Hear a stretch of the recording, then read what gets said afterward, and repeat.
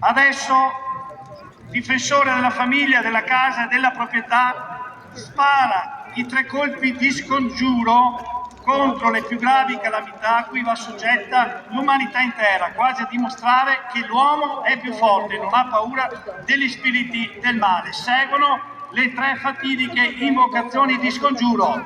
Il primo sparo.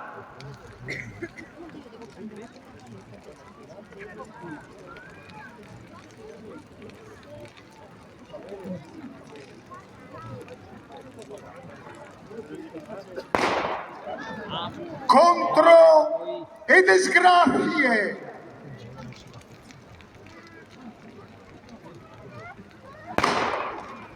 Contro i strigamenti.